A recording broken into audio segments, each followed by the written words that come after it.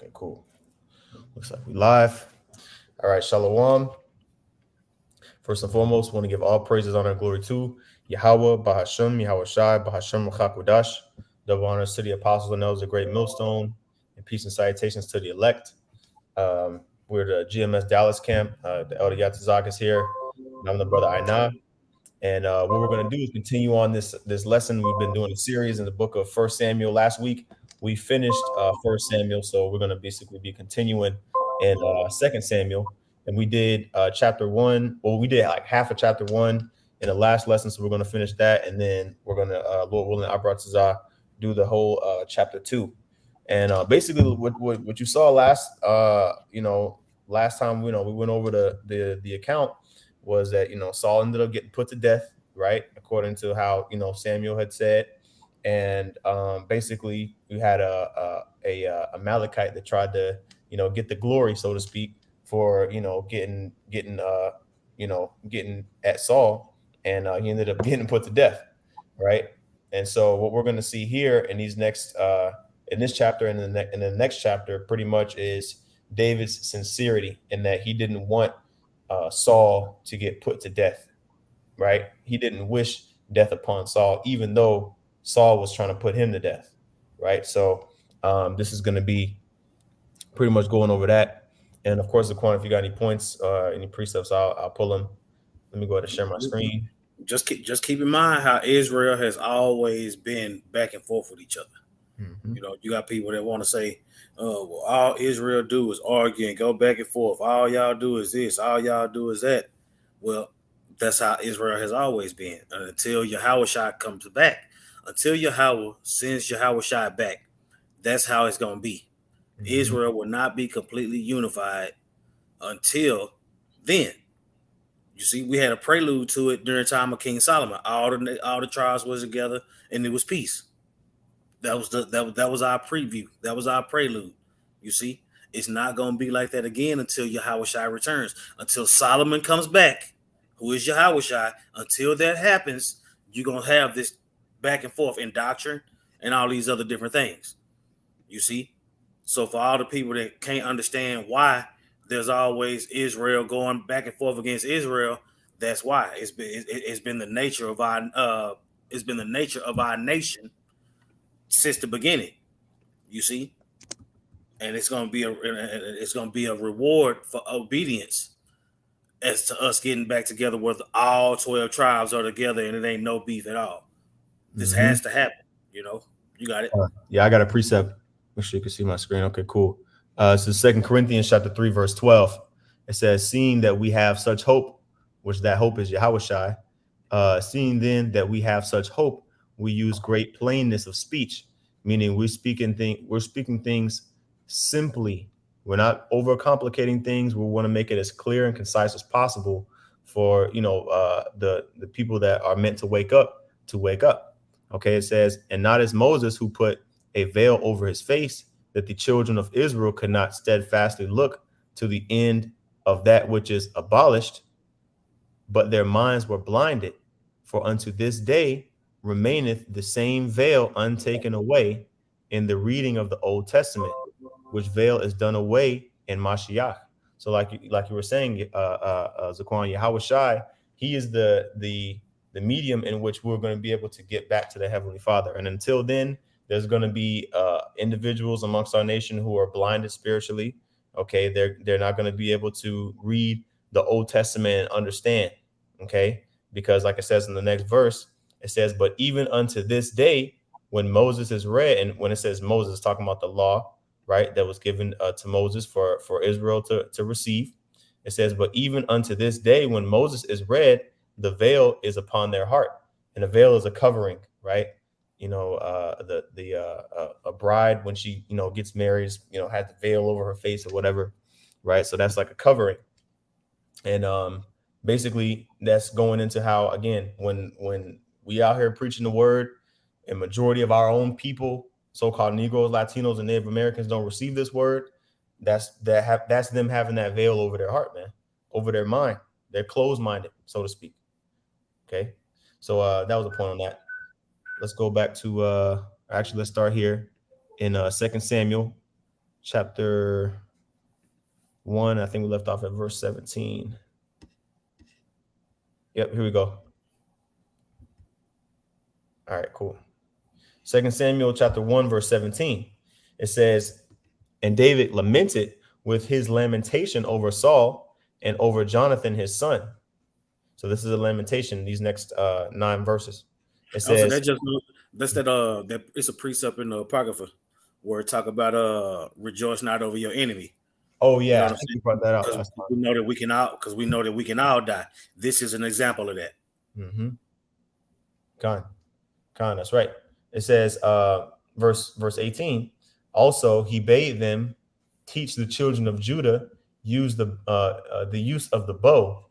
Behold, it is written in the book of Jasher. Now, 2 things. The first thing, the use of the bow, meaning because remember, if you read in chapter 31, it talked about how the archers were the ones that ended up, getting to Saul. Basically, he got struck, by some arrows, whatever the case was, and was wounded grievously. So he told the children that he basically stressed the use of archery. Talking about David, he was like, "Look, man, y'all need to know how to use the bow. Y'all need to learn how to use the bow and arrow." It says, "Behold, it is written in the book of Jasher," which this shows you that there were other books that were acknowledged, okay, that we don't have today. Which Jasher in the Hebrew is Yashar, which means upright. Okay, so this is the lamentation here in verse 19. It says, "The beauty of Israel is slain upon thy high places. How are the mighty fallen?" See, so David already viewed King Saul as somebody that was basically of high authority, right? To the point where he said he called Saul mighty, right? It says, verse 20, "Tell it not in Gath, not in the streets of Ashkelon, which is area of the Philistines." It says, "Lest the daughters of the Philistines rejoice, lest the daughters of the uncircumcised triumph." See, because they'll take note of that, right, and publish it throughout their country and basically boast themselves against Israel. So he said, "Look, don't be telling these Philistines, that Saul is dead, that Saul got killed." It says, "Ye mountains of Gilboa, let there be no dew, neither let there be rain upon you, nor fields of offerings, for there the shield of the mighty is vilely cast away, the shield of Saul, as though he had not been anointed with oil." Yeah, man, because when you die in a battle, specifically for a king, that's kind of like, I mean, it's considered a valiant death, in today's society. But you really you want to succeed in battle. You don't want to be the one that gets killed in battle, right? So, for example, Abraham, he fought war, the wars against the 5 kings. Well, in that battle, you know, he won. He triumphed because the Lord was with him. But Saul and Jonathan, and the rest of Saul's sons, except for Ishbosheth, the other, I think it was 4 other sons that Saul was at war with, they all got put to death in the same day. You know, and the way that he died, he wasn't buried. They had to cremate him basically because they Philistines chopped his head off and cut his body up and put it up on the gates of the walls. You see, so that's not a honorable way that Saul went out necessarily. Okay, he ended up falling on his own sword. Okay, it says, verse 22, "From the blood of the slain, from the fat of the mighty, the bow of Jonathan turned not back, and the sword of Saul returned not empty." Okay, so basically saying like they didn't quit in battle, and he was what David was doing was he was in a historical way, he was kind of commemorating their lives in this lamentation, if you will, right? He was acknowledging his respect for Jonathan, for Saul and Jonathan. Okay, saying, look, they didn't turn back, they didn't flee. When death was upon them, they faced it like a man, and they got they got they basically got put to death, but at least they didn't get put to death fleeing from the enemy. They were facing their opposers. Okay. It says verse 23, Saul and Jonathan were lovely and pleasant in their lives. You see that? That shows you that he still had regard for Saul. He said Saul and Jonathan were lovely and pleasant in their lives. And in their death, they were not divided. Yeah, because they died together at war, It says they were swifter than eagles. They were stronger than lions. Okay. So these were mighty men. Remember, let me see. I think I got to double check and see what chapter. I don't know. It might be like around the 11th chapter when Jonathan and his armor bearer slew them Philistines on their own. So these were mighty men, right? It says verse 24, ye daughters of Israel, weep over Saul, who clothed you in scarlet with other delights, who put on ornaments of gold upon your apparel. Yeah, because Saul won some wars, man. He won a lot of different wars, especially in the beginning when the Lord was still with Saul, right? And he would divide the spoil. You see? Yeah, I'll say. It didn't say he had a bad report amongst Israel. He just had a problem with David. Yeah, because the Lord showed him that David was going to replace him. But yeah, he didn't treat the people bad. Mm-hmm. He was exactly the king that they called for. Mm-hmm. Oh, you know what? Let me get this scripture. I think it fits. Let me see here. Talk about rebuke. Not an elder. Okay. David had an opportunity to slander Saul's name and call him a HAN and all of this and that, put his seed to death and all this. He had opportunity to put Saul to death more than once, and he didn't do it. Okay. I'll be right back, bro. I'm gonna go ahead and pull this precept. 2 Timothy chapter 5, verse 1. It says, rebuke not an elder, but entreat him as a father, and the younger men as brethren. See, Saul, he didn't treat David like a brother. You know what I mean? Saul treated David like a scumbag, but David treated Saul well. He held him in high esteem. He just knew that Saul had demons on him, and basically, those demons were aimed at trying to put him to death. Okay, but he still maintained his integrity. You see, he still didn't slander Saul's name when he had all opportunity to do so. That shows you again, the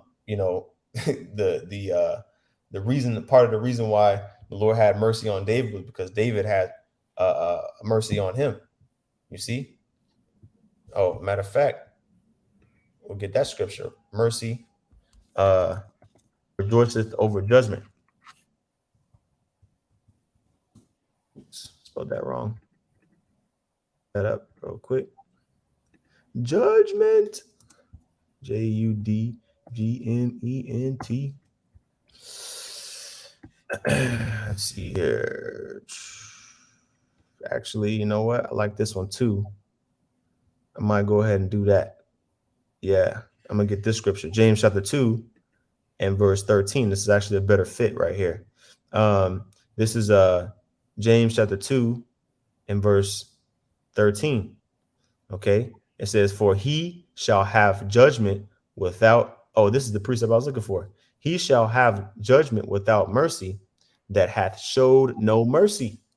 You see, meaning if you are a HAN, right?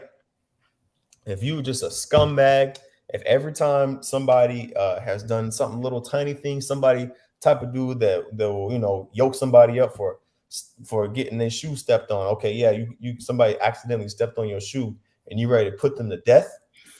Well, that means that you having judgment without mercy. So guess what? You are not going to be shown no mercy in that day when judgment comes against you. That's the point of this verse. It says, for he shall have judgment without mercy that hath showed no mercy, and mercy rejoiceth against judgment. Right. So it's better to receive mercy than receive judgment for your actions, man, because ultimately we are all guilty of being judged. Okay. and the wages or the judgment for sin is death. So we're all guilty of death. So we'd rather have receive mercy, than be judged and get put to death. Okay, but those people that are going to receive that mercy are those that give out that mercy when transgressions are committed against them. That's why Yahushua said what to Peter. Peter asked him, Lord, how many times shall I forgive my brother? 7 times? And Yahushua said, no, it won't be 7 times. It'll be 70 times 7. Okay, meaning, look, if you forgive your brother, man, then your sin is going to be forgiven you. That's part of the trade-off, And so going back here to this precept, that shows you, I'm sorry, back to this 2 Samuel, it shows you that David had those qualities. Okay. All right. It says verse 25, last 3 verses. What's that? The way the king is, that's the way his subjects are going to be. Oh, yeah. Yep. You see that dynamic between both houses. Matter of fact, get Sirach 33. Okay. 2 things set against another, 33 and 13. Okay. You can equate that to those 2 houses, the houses of Israel. You know what I'm saying? At one point, it was Saul, the house of Saul versus the house of David. Then after the kingdom was rent, it was the northern kingdom and the southern kingdom. Mm-hmm. Before that, you had the men that was coming up against the judges. Yep. Before, you know what I'm saying? You always had those different times. You had the time where Benjamin and Israel was at war with each other. Yep. Even the sons of God, when the sons of God started to mingle with the heathen, you had the elect amongst the 2/3 back then. God. You see? Now here we are in 2023, and you got people that still don't get the fact that Israel is going to be at odds with each other until the Lord come back. God. This is just another example of Israel being at odds with each other. 2 houses separated, a house divided, can't stand, right? Mm-hmm. But within that 2 houses, you have the men that do what the Lord said do. You have those men that the Lord worked through to get his point across and to fulfill his will. In each one of those times, you got it. This is Sirach chapter 33, verse 13. It says, as the clay is in the potter's hand to fashion it at his pleasure, so man is in the hand of him that made him to render them as liketh him best. You see, so he had one lump. He had one lump that he was going to make righteous, one lump that he was going to make wicked. But he was going to make both lumps. He was going to make both lumps a huge part of the story. You see? Go ahead. Verse 14, it says, good is set against evil and life against death. See that? Good is set against evil. Righteous against wicked. Right? Life against death. The ways that the Lord gave us, the law, statutes, and commandments, promotes life. You see? That Deuteronomy 28, 1 through 14 promotes life. Everything after that promotes death. Go ahead.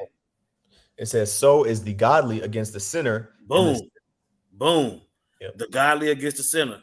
You see? So David's house is the godly, Saul's house is the sinner, but they both are all of Israel. Mm-hmm. On a wider scale, Jacob is the righteous, Esau is the sinner, but they both been set up to fulfill the will of the Heavenly Father. That's right. You see? You can equate that to anything, man. You got to get the understanding nailed down first. You got it. It says, good is set against evil and life against death. So is the godly against the sinner and the sinner against the godly. You see, you got to have both. You got to have both. That's why I say, you got a righteous rulership plus a wicked rulership. You got to have both of those. And what's going to come out on the back end is a righteous kingdom. Mm-hmm. You see? That's the Lord's math. Righteousness fighting wickedness is going to equal a righteous kingdom, because righteousness is going to win. We just live in where the wicked is ruling right now. But it's the same thing with the nation of Israel within itself, the world of Israel. In the world of Israel, Saul's house is wicked, Jacob's house is righteous. In that particular cosmos, right? Mm-hmm. That's what we're talking about. Yep. So like I was gonna say, or did you want me to keep reading on this? Yeah, finish. Go ahead and finish through 15. Okay. Sirach chapter 33, verse 15, it says, so look upon all the works of the Most High, and there are two and two, one against another. You see that? You gotta deal with that. Yep. Yep. You Jacob got and Esau. Yeah. The righteousness and wickedness, men and women, day and night, sun and the moon, water and fire. You have, winter and summer. You have opposites, man. And even amongst Israel, you have the contrarians. Okay. Like Yahushua said in St. John 8 and 44 to those wicked scribes and Pharisees, he was talking about, wicked of our own people, man. He said, what? Ye are of your father, the devil. Okay. But to Israelites, though. So even amongst Israel, like it talks about in Romans, what is that, 11 and 7?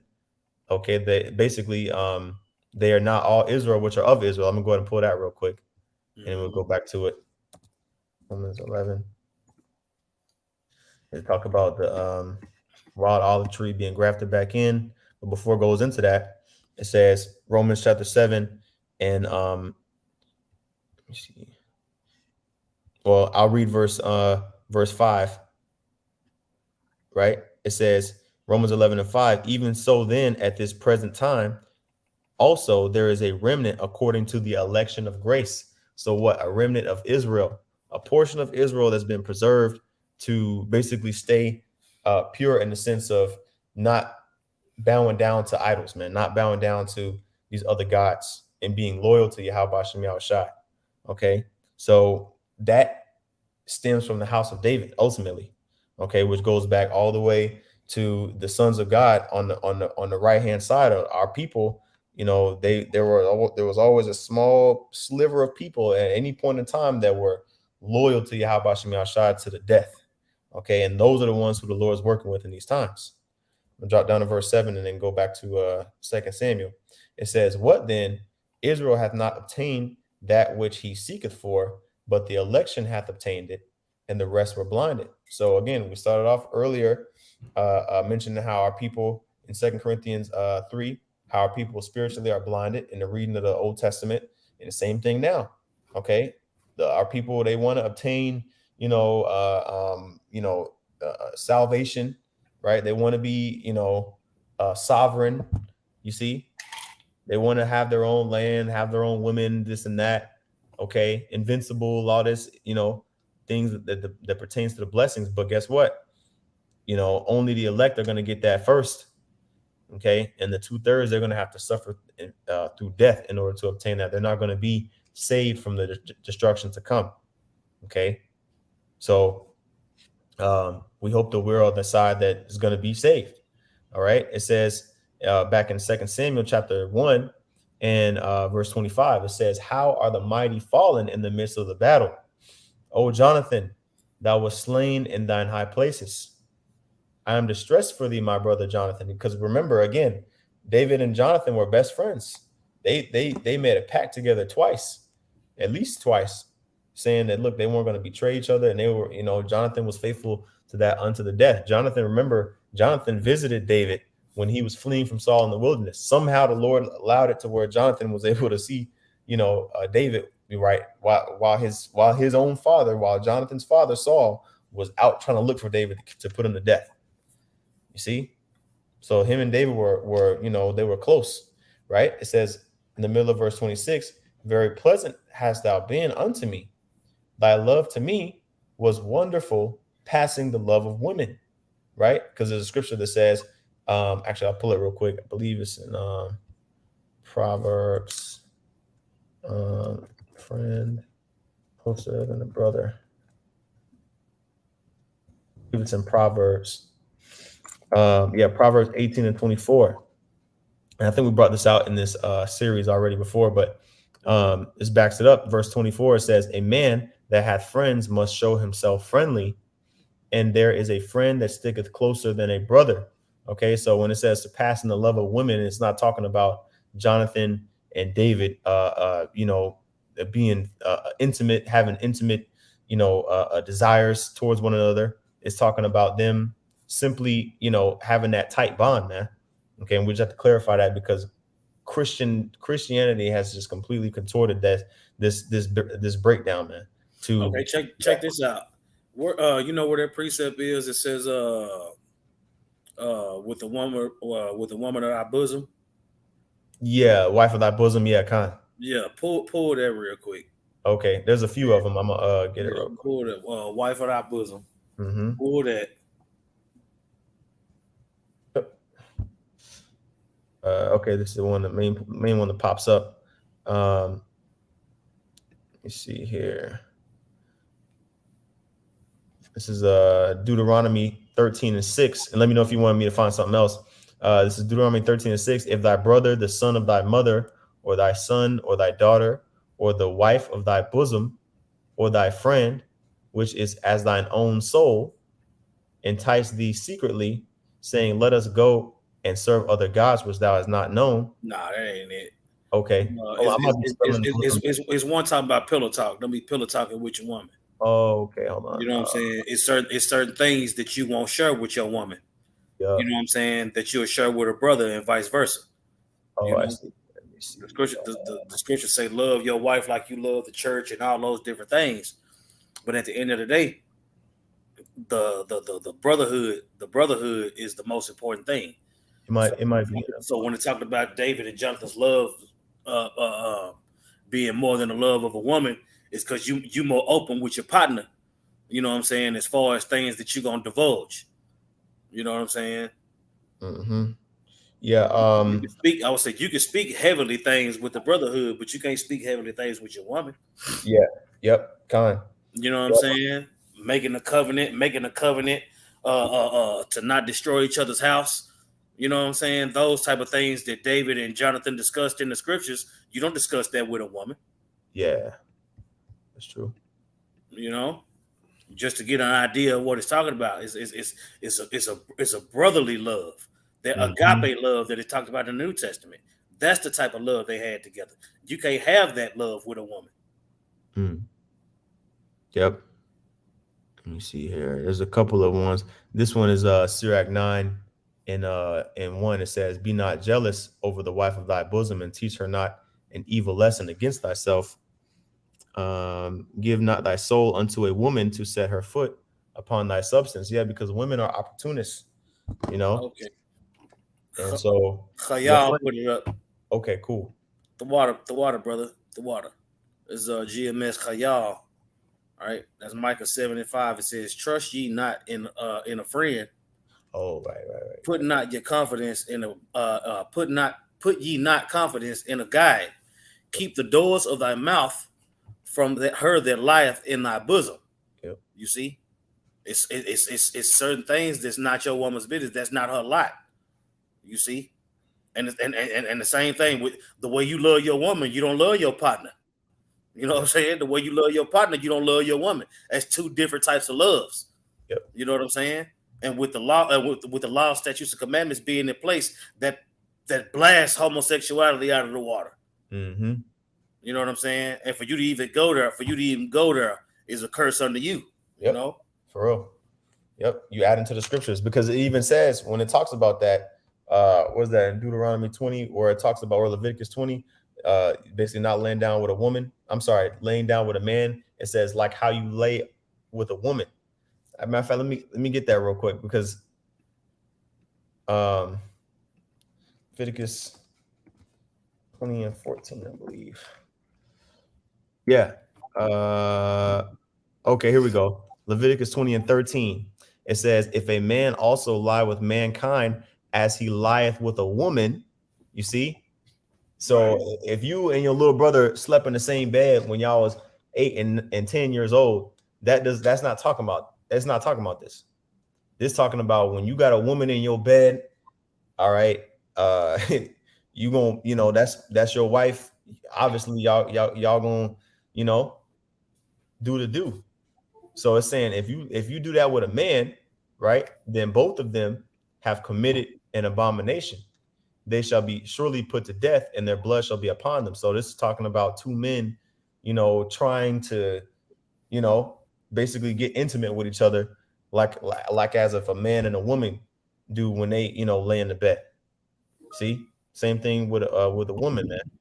So that's pretty much, another example. So um, going back here to verse 26, I'm gonna read it again. For 2 Samuel 1 and 26, I am distressed for thee, my brother Jonathan. Very pleasant hast thou been unto me. Thy love to me was wonderful, passing the love of women. So, like you said, Zaquan, it's a different type of love. Okay. It says, how are the mighty fallen and the weapons of war perished? So this is the lamentation that David put up, basically commemorating Saul's life, man. Okay, and showing all Israel that, look, I didn't want this to happen. Shoot, David was out, slaying Amalekites. The Lord had it to where David wasn't even in that war, so nobody could go and say, oh, David, look, see, David killed Saul. The Lord set that up all according to his design. Okay, so continuing on in chapter 2, talks about a little bit more about how David ascended to the throne, what happened after Saul died, right? So this is 2 Samuel chapter 2 verse 1. It says, and it came to pass after this that David inquired of the Lord, Yahweh Shem Shai, saying, shall I go up into any of the cities of Judah? Right, because we got to remember, we got to pull up the old faithful map. Yeah, okay. I was just about to say, share your screen. My bad. So like I'm over here reading and going in. Okay, my bad. The water. Okay. Going back here. All right. Pull up the old faithful map right here. And remember, David was down here in the south, way down here in this area, when he slayed the Amalekites. Okay. He was down here in the south. So David inquired of the Lord and asked the Lord, okay, should I go up, to any of these cities up here, in Judah, right? And it says, and the Lord said unto him, go up. And David said, whither shall I go up? And he said, unto Hebron. So the Lord told him specifically, the Lord told David, through the use of the priests, okay, that he was supposed to go to Hebron, all right, a city in Judea. It says, verse 2, so David went up thither, and his two wives also, Ahinoam the Jezreelitess, and Abigail, Nabal's wife, the Carmelite. It says, and his men that were with him did David bring up, every man his household, and they dwelt in the cities of Hebron. So key thing, it says in the cities of Hebron, meaning Hebron, like, okay, so we look at this map.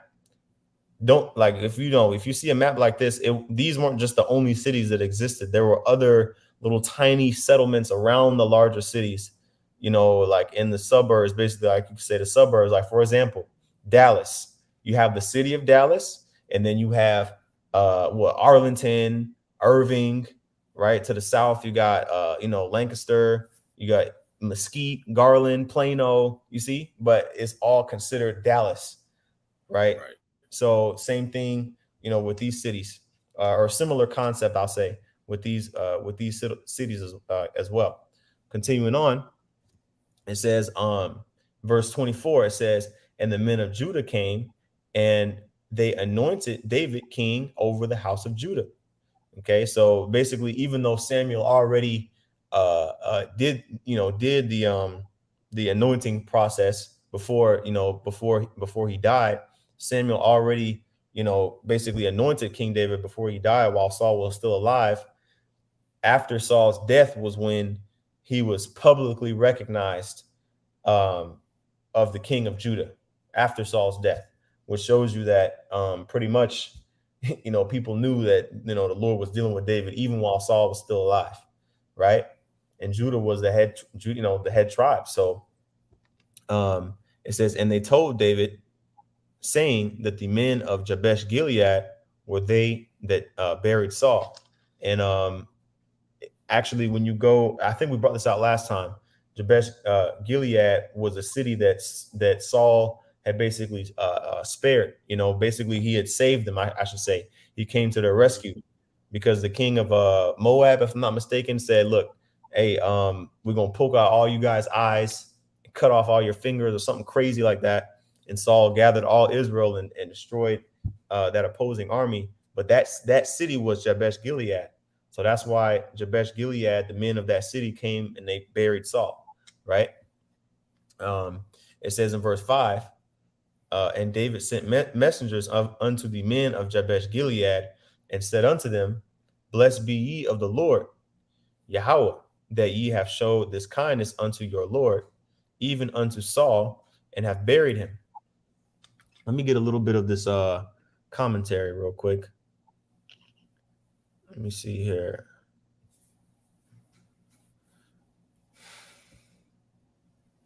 Okay. All right, let me go ahead and get this. This is the Bridgeway commentary.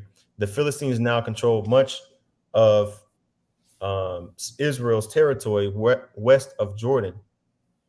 Okay, and we read about that. Basically, after the Philistines won that war, with that Saul ended up losing after when the Philistines won. A lot of this territory here was under Philistine control. Okay, west of Jordan is the Jordan River, so a lot of these cities were under control of the Philistines. Okay, where we at? Oh, here we go. It says, believing that David was still friendly to them, the Philistines allowed him to become king over Judah in the south, no doubt thinking that this would help to divide and weaken Israel even further. You see, so it was a lot of political stuff going on too. Because remember, David he stayed in what was that, Ziklag, I believe, and was basically fighting. Well, he was abiding under I believe Achish was the king, which was a Philistine. He was the king over Gath. Okay, and he was Achish allowed David to basically him and his men have a piece of land and kind of do their thing and operate more freely while Saul was still king. So after Saul died, the Philistines was like, oh, David the king, all right, well, shoot, that's cool, because they probably not going to try to attack us again, because David, he was cool with us. He was going to fight against Israel in our army. So they kind of let that happen, right? It says the tribes east of Jordan, however, were still free, and David quickly tried to win their support. And so we're going to read about that in this chapter. I'm gonna come back to this when we get there. Okay, so it says verse 6, 2 Samuel 2:6, and now the Lord Yahweh show kindness and truth unto you, and I also will requite you this kindness, because ye have done this thing. Therefore now let your hands be strengthened and be valiant, for your master Saul is dead, and also the house of Judah have anointed me king over them. See, so he let them know, hey, we cool, no problem. This is what's going on, right? It says, but Abner, the son of Ner, captain of Saul's host. So this is a big, it's a name to remember. Again, Abner was captain of Saul's army. So of Saul's entire army, basically Abner was the top guy. Okay, just like how Joab was the top guy for David's army. Okay, but Abner, he survived that battle that that Saul and his sons died in, and a lot of other Israelites died in. Abner survived, right? It says he took Ishbosheth. Now let's get those words real quick. Let's get Abner first. Okay, Strong's H74. Abner Abanar. Okay, or yeah, Abanar. Okay, it says my father is a lamp. Okay, compound word Abba, and then Nayar, which is lamp. Abba is father, Nayar is lamp. Okay, it says Saul's cousin. So this is Saul's cousin and his army captain. All right. So the next name is Ishbosheth, which I'm pretty sure that means man of dishonor. Yep, Ayash Bashath, which is Ash is man, or excuse me, Ayash is man, and then Bashath is shame. Oh, excuse me, Bashath, which is shame or dishonor. Okay, it says the surviving son of Saul, king of Israel for 7 years, while David was king of over Judah. Okay, so the kingdom was still kind of divided during this time, right? Let's see here. All right, it says he took Ishbosheth, son of Saul, and brought him over to Mahanaim, which was a city east of the Jordan River. All right, You see how Ishbosheth means man ashamed. man. You know what I'm saying? He was officially the last. He was officially the last of Saul's 9. You know what I'm saying? Saul was Samuel told Saul that the Lord was going to take the kingdom away from him and wipe him out. You know what I'm saying? That's how it came to pass with Ishbosheth. You know what I'm saying? And then it was one more after Ishbosheth, Mephibosheth. You know what I'm saying? And David didn't feel the need to put either one of them to death because he made a promise to Saul and he made a promise to Jonathan that he wasn't going to wipe that line out. You know what I'm saying? So he was shown. So he showed mercy in situations where he could have not showed mercy. Therefore, that's why mercy was showed unto David. You see, every time David had the right to put somebody to death, he wasn't quick to do it. Right.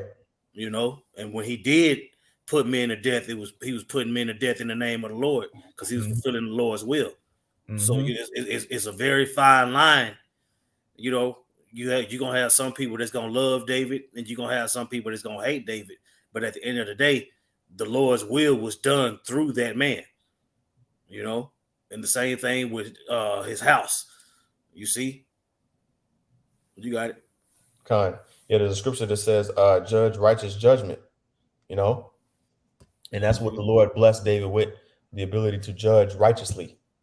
Okay, it says in verse 9, 2 Samuel 2 and 9, and the king, it says, Abner made Ishbosheth the king over Gilead and over the Asherites, okay, which is the tribe of Asher, and over Jezreel and over Ephraim and over Benjamin and over all Israel. So the remainder of the territories of Israel, basically on this map, that were not controlled by the Philistines, okay, over Asher up north here, right, all the way down to the remainder of the the remainder of the lands that were not controlled by the Philistines that pertain to Israel, the northern kingdom specifically, which, it wasn't necessarily known as the northern and southern kingdom, but you had what's known now as the northern kingdom tribes in the north, and then you had Benjamin and Judah in the south, right?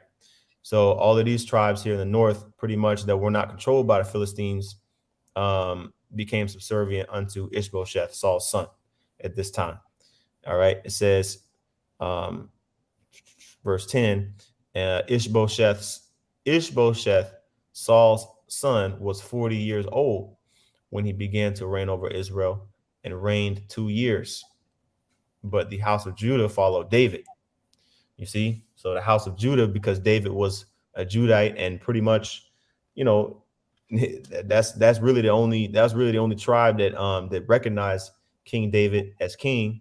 Most of the men in David's camp were of his near kindred, somewhere down the line, similar tribes.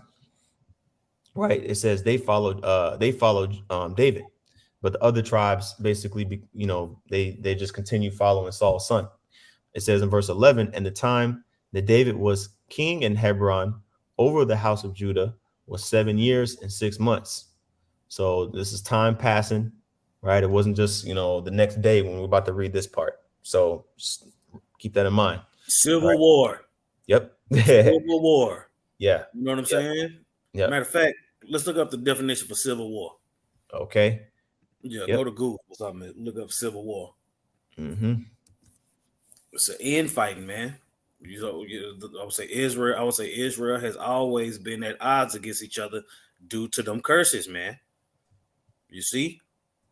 I would say that they were divided. I would say with Adam and Abel, with Cain and Abel. That was division. That's with the sons of God. Then you got the time of the judges. That was division. Then you got the time when we had kings. It was division between the two kingdoms. Now you got the hopeful elect, and then you got the 2/3. Still all Israel. That's why these things that were written aforetime before I learned it, you can see how the people that were on the you can see how the hopeful elect responded to certain situations, and you can see how everybody else responded to certain situations, and that way it's guiding you on which way to go. It's guiding you towards life if you love the elect.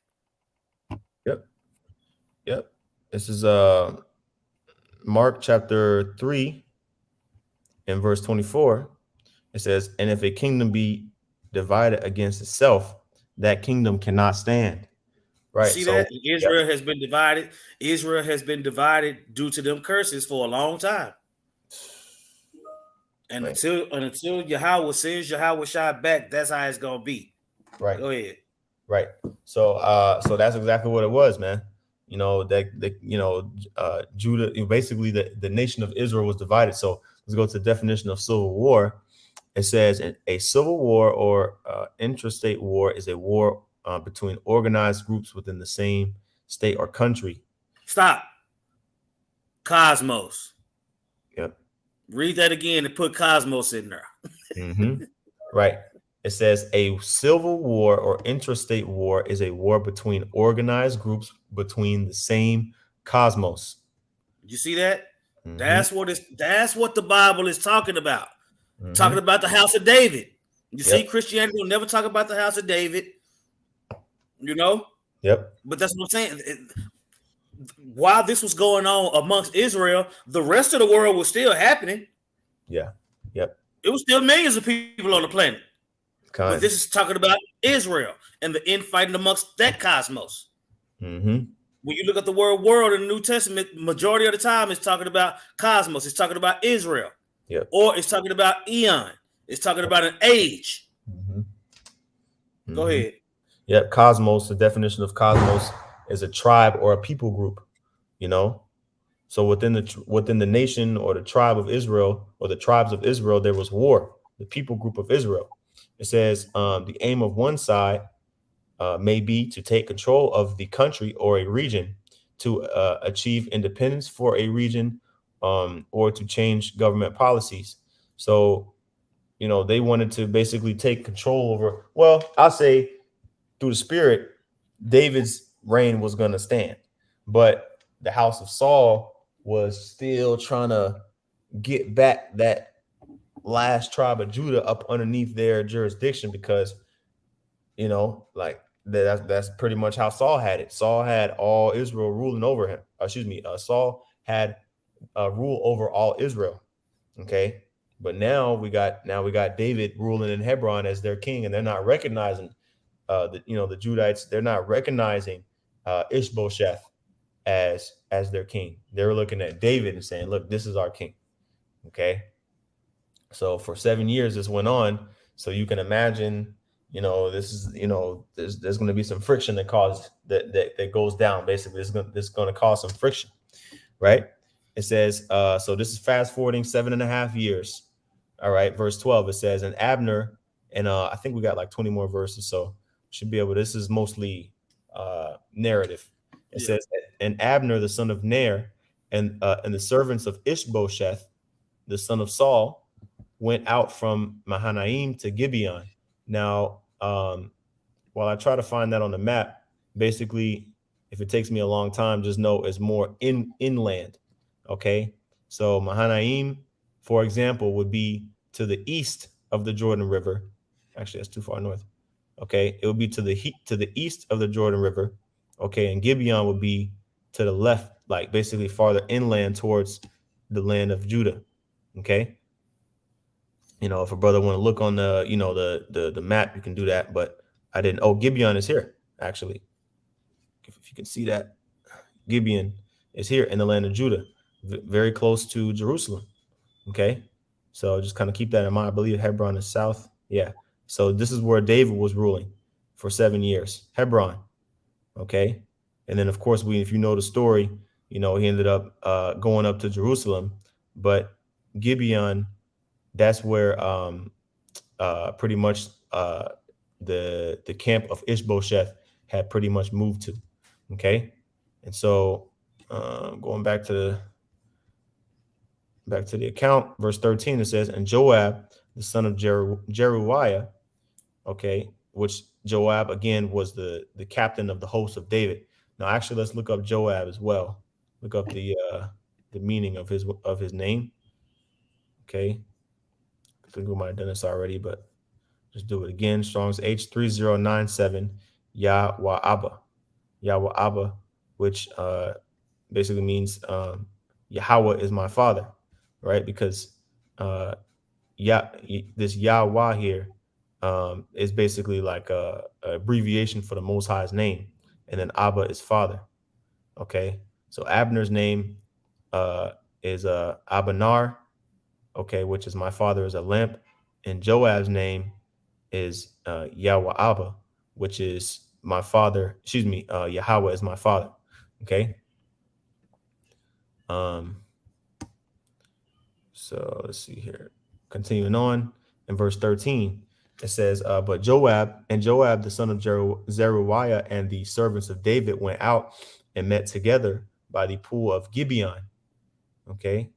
It says, and they sat down, and on the one side of the pool, and they sat down, the one on the one side of the pool and the other on the other side of the pool. So they were pretty much on opposing sides of a body of water.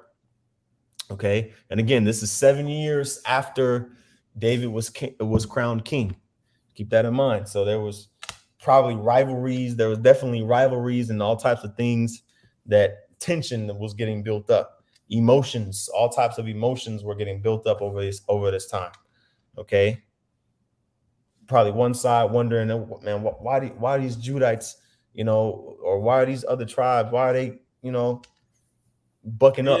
Yeah. I think when you keep reading, it's gonna talk about how Abner killed Joab's brother. Yep. Joab killed Abner, and it was just it was a hot mess. Yep. But the curses were. That's what I'm saying. The way the apostles and elders had taught us how certain curses apply at certain times. You know what I'm saying? In this particular situation, that evil eye towards your brother. Yep. You know what I'm saying? Yep. And then and it was certain situations in captivities where this didn't apply. Mm-hmm. You know what I'm saying? Yep. So you got to be able to understand. You got to be able to understand which curses apply to which captivities too. You got it. Con. It says in verse 14, and Abner said to Joab, let the young men now arise and play before us. Now, this key word right here, play. I'm gonna get it because they wasn't playing like how you think on a playground, man. Right. This was basically like a declaration of war. All right. That word here is Strong's H7832, shachak. Shachak. It says to play, to laugh, to rejoice, but also to scorn, to sport, to mock, to marry, deride. Okay. So to play or to mock, to laugh, usually in contempt or derision. Let's it says to jest, to make sport. Let's jump to the scripture index and get this example here. And what I say, Goliath wanted to play. When Goliath was standing up in front of Israel, Mm-hmm. talking all his madness, and David wanted to play too. Yep. Make sport. Okay. Yeah. Make sport. All right. Kind of like a tournament. Okay. Okay. You want to play rough? Yeah. Yeah. Okay. Basically, even like, okay, let's say for example, hockey, right? Hockey. If you ever paid attention to a hockey game, there's always a fight that breaks out, right? And it's a sport. It's not focused on fighting, but when there is a high rivalry and high contention, fights tend to break out, right? So let's take this as a good opportunity to jump to the commentary real quick. Let's read where we left off here. It says, but Abner, Saul's army commander, and his cousin had beaten David to basically taking authority over all Israel, right? Abner hurried up and went and crowned Ishbosheth so that Saul's line could still have control. All right. You see here it says, having escaped across Jordan, he appointed Saul's son Ishbosheth as king over all Israel, though he himself was the one who had the real power. It says David's army commander was his nephew Joab, and it says both Abner and Joab were eager to control the strategic town of Gibeon. So again, 7 years had passed. We're going to use our good faithful map to see that Gibeon was a strategic town. Okay, and it was close if you look at it on the border of Benjamin and Judah.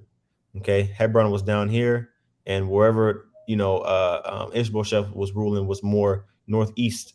Okay, but Gibeon was a key location strategically, and it was probably close to the borders of the Philistines as well, most likely at that time. So going back to the commentary, it says, and when the two happened to meet near the town, they agreed to an armed contest between selected young men from each side. Okay, so painting the scene, and then I'm gonna read the next verse and then go back to the account. It says, the limited contest grew into a furious battle, which Joab's army won. So we're about to read about that now. Okay. All right. A tournament, right? Sport. So here we go. And this will keep in mind who suggested this. Abner. All right. Captain of Saul's host.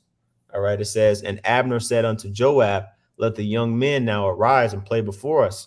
And Joab said, let them arise. But it says, so, Joab consented. He was like, shit, go ahead. Y'all want to do a tournament? Cool. Let's do it. We're going to show who's the best. Right. It says, then there arose and went over by number 12 of Benjamin, which pertained to Ishbosheth, the son of Saul, and 12 of the servants of David. Okay. It says, so, the mighty men came out. This is basically like almost like some Coliseum type stuff. There were, huge, there were, two camps, but they did, 12 men out of each camp. So they picked the strongest, biggest, swollest dudes for this contest, right? It says, verse 16, and they caught every one his fellow by the head and thrust his sword in his fellow's side. So they fell down together.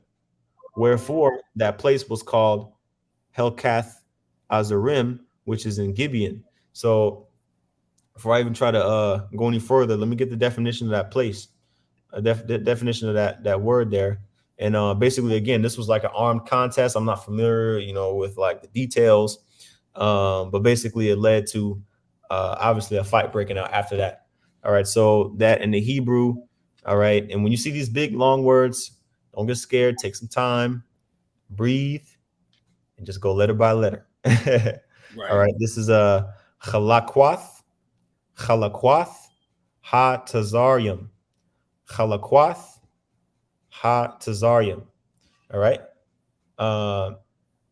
And just hearing the pronunciation of that shows you that Esau's transliteration doesn't do no justice, because that don't sound nothing like what's written in the text, but that's actually what this actually how you pronounce it. Chalakwath ha Tazarium.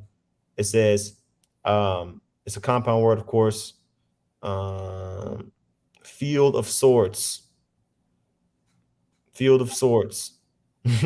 So that's what. So that area, that specific area where that battle took place, was known as the field of swords. Okay. I guess Tazawar is a sword, and Chalakwath is field. Okay. And it says a place near the pool of Gibeon where Ishbosheth's men were killed by David's men under Joab. All right, so let's go back. And that's what will happen, man. See, here in America, Esau, he names places over, remember the Alamo. He names battles after, he names places, after battles that happen here. Okay. But we actually have places where when, years and years and years down the line, you would pass that place and you say, oh, yep, That's where this event happened in our history. We don't have that here in America. Because Esau is ruling, man. Okay, so he's the one that controls the narrative as far as history is concerned. All right, but anyway, verse 18. I'm sorry, I skipped verse 17. And there was a very sore battle that day, and Abner was beaten, and the men of Israel before the servants of David. So Abner and his army and his men basically lost, right? And as the battle was going on, it continues in detail. It says in verse 18, and there were three sons of Zeruiah there, Joab and Abishai and Asahel. So Joab and his two brothers, Abishai and Asahel, were there, at that skirmish that transpired. It says, and Asahel was as light of foot as a wild roe, meaning he could run, like basically with wild animals and pretty much damn near keep up with him. That's how fast he was. High what's the endurance, right? It says in verse 19, and Asahel pursued after Abner, and in going he turned and nor to the left from following Abner. Then Abner looked behind him and said, art thou Asahel? And he answered, I am. And Abner said to him, turn thee aside to the right hand or to thy left, and lay thee hold one on one of the young men, and take thee his armor. But Asahel would not turn aside from following him. And Abner said again to Asahel, turn thee aside from following me. Wherefore should I smite thee to the ground? How then should I hold up my face to Joab thy brother? Howbeit he refused to turn aside. Wherefore Abner with the hinder end of his spear smote him under the fifth rib, that the spear came out behind him, and he fell down there and died in the same place. Good. Man, yeah. Jugged him good. Yeah, jugged him good, man. Yeah. You know what I'm saying? And that was one thing about Joab. With Joab being as close as he was to David, you know what I'm saying? Those impulses and those instincts where the Lord would intervene to keep David from doing some wild stuff, Joab would just go. Mm-hmm. You know what I'm saying? Joab was as close as Joab was to David, he was carnal as hell. Mm-hmm. You know what I'm saying? Yep. Joab will get you out of there. Yep. If Joab didn't see no use for you, your ass gone. Yep. And so so Joab's brother was killed by Abner. Mm-hmm. And Abner, he still had a certain level of respect for Joab, because he was like, look, that's why he warned Asahel first. He's like, yo, look, I know I'm captain over Saul's host, Asahel, but you Joab's brother. Like, I don't really want to be responsible for dusting you off. But I mean, I will if I have to. If you keep messing around with me, man, go mess around with one of these men in the camp, man. Don't try to come towards me. I'm the Abner was saying that. He was like, yo, I'm the general, man. You can't touch me, bro. Go try one of them other guys in my camp. Don't try to come for me. And Asahel, he wasn't hearing none of that. Whatever was making Abner feel threatened. I mean, Asahel, he wasn't stopping. He was chasing after Saul, even though, I'm sorry, not Saul, after Abner on foot, even though Abner was I believe he was on a horse, something like that. Oh yeah. Or maybe he wasn't. Maybe Abner wasn't on a horse. Yeah, actually, it don't say he was on a horse. So yeah, Asahel was just chasing him. Abner was like, yo, man, back off, man. So he ended up killing Asahel. Abner ended up killing Asahel, and he impaled him, right? It says he smote him under the fifth rib, okay? Which I believe is that, if I'm not mistaken, isn't that like by the liver or something like that? Mm-hmm. So it's definitely a kill shot. Yeah, and if your liver is ruptured, and I'm gonna double check, but I'm pretty sure that's the one, or like one of the organs that if that organ is ruptured, or even if you get shot in the liver, for example, you basically done. There's no, you can't repair. Like you can't come back from that, because the toxins, basically that, those toxins of whatever impales you, that's going to go through your bloodstream and you out of there, before you even get to bleed out. Yeah. So, Check this out. It says, what organ is under the fifth rib? It says the abdomen has 4 quadrants. The mm, highest point can be as high as the fifth rib. mm, It is found below the liver on the left. mm. To back you up. Yep, that's your pop. So it says that in the middle of verse 23, it says the spear came out behind him and he fell down there and died in the same place. And it came to pass that as many as came to the place where Asahel fell down and died stood still, meaning like there were other men that, there were other men that kind of had died, during this skirmish, right? Most of those men were, men of Abner's army, but there were, just a couple of, of David's men that were falling down. But when everybody seen Asahel dead, they were like, oh shit, no, this is serious. They killed Asahel, Joab's brother. They were like, oh, they looked and like, damn, man. No, not Asahel. That's kind of how they were like responding to it, right? And said verse 24, and Joab also and Abishai pursued after Abner. So after Joab and Abishai, who were the brothers of Asahel, after they saw that Abner killed them, they were like, man, I'm coming after you, right? It says, and the sun went down when they were when they were come to the hill of Ammah, that lieth before Gaia, the way by the wilderness of Gibeon. So remember, key thing, the wilderness of Gibeon. So again, go into this map. See, we used to, cities and downtowns and streets. Okay, we're not used to just trees with no landmarks.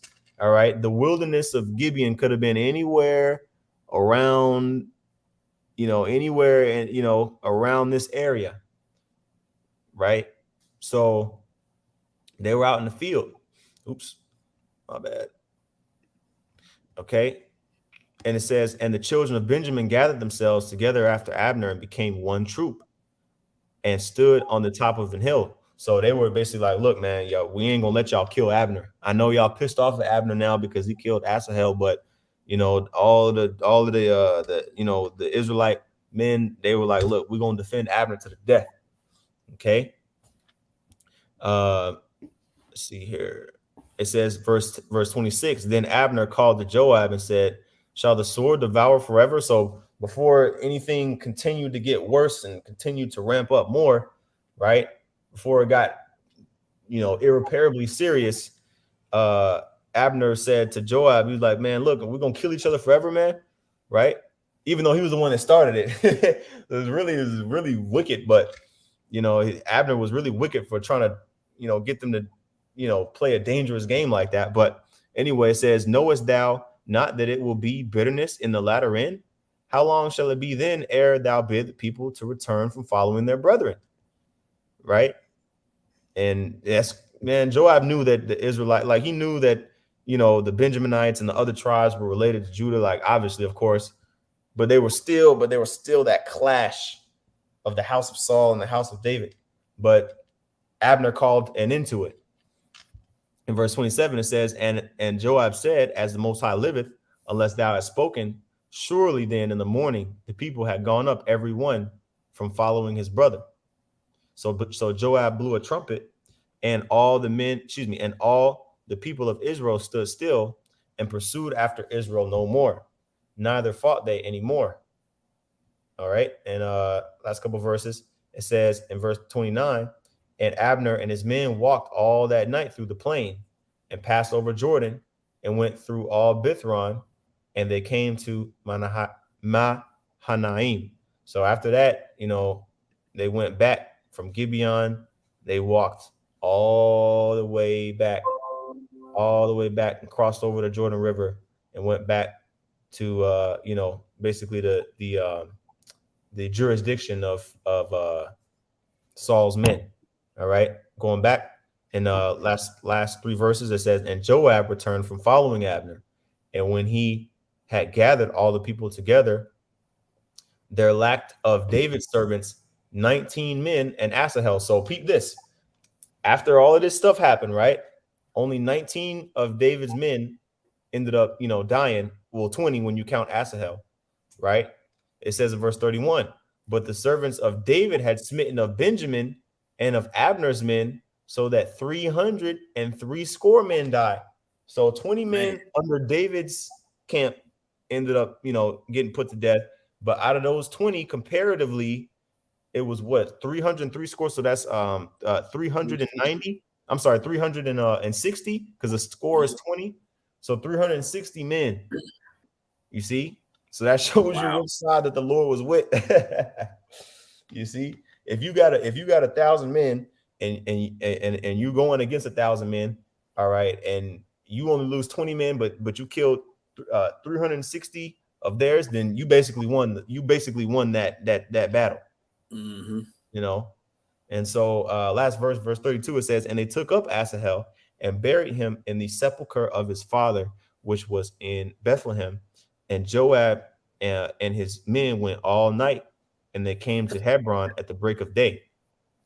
So, that was pretty much the story of the first official skirmish. And you see, David wasn't involved, right? Saul wasn't involved, but so what ended up happening when you continue reading the story, the history, is that basically, even though David and Saul never directly clashed and went fist to fist, the servants of those specific houses, they had aught against each other. Okay. Stop. Same thing with Jacob and Esau. When it talks about in Genesis 25 that it was going to be two nations, you see, Jacob and Esau physically fought in the womb. Yeah. But after they came out, you know what I'm saying? It was the people that came out of them. It was their descendants. It was their houses that would be at odds with each other. You see? Go ahead. That was it. That was the end of the chapter. I mean, I can finish this piece of the commentary, and then that'll be all I had. This is continuing on in commentary. It says Joab and Abner had long been rivals, and then the precept to that 2 Samuel 26. Let's see what that says real quick. 2 Samuel 26:5. Excuse me, 1 Samuel. 1 Samuel 26. Makes sense why they would. It's gonna go back to that cave, I believe. Oh, yep. That's it. It says, and David arose and came to the place where Saul had pitched, and David beheld the place where Saul lay, and Abner, the son of Ner, the captain of the host, lay in the trench, and the people pitched him round about. So this account, and so Joab, he kind of got off on the fact that he was able to get one on Abner, because Abner was a general. He was the one supposed to be protecting Saul, but he allowed himself to be discovered when he was the one, when Abner and his men and Saul's men were the one that was trying to get at David. So they've been rivals, which makes sense. That's my Hebrew deal. All right. It says, but for Joab, the rivalry became hatred when Abner killed his brother. It says Abner's army fared badly, and only his personal appeal to Joab brought a break in hostilities. Over the next 2 years, the supporters of Ishbosheth and the supporters of David were in constant conflict, and victory consistently went to those on David's side. So that shows you, man, that the house of David is where it's at. If that don't tell you, I don't know what does. That's right. So that's all I had. I don't know if you wanted to get anything. Got some precepts here. Okay, we read that one. Yeah, so that's pretty much it, Zaquan. That's all I got. Yeah, me too. You go ahead and close us out. Okay, Khan. Hey, Abaratazah, this is edifying. Lord willing, this is edifying to you, brothers. A few sisters are watching. With that, I want to give all praises, honor, and glory to Yahweh, Ba'ashem, Yahweh Shai, Ba'ashem Akakwadash.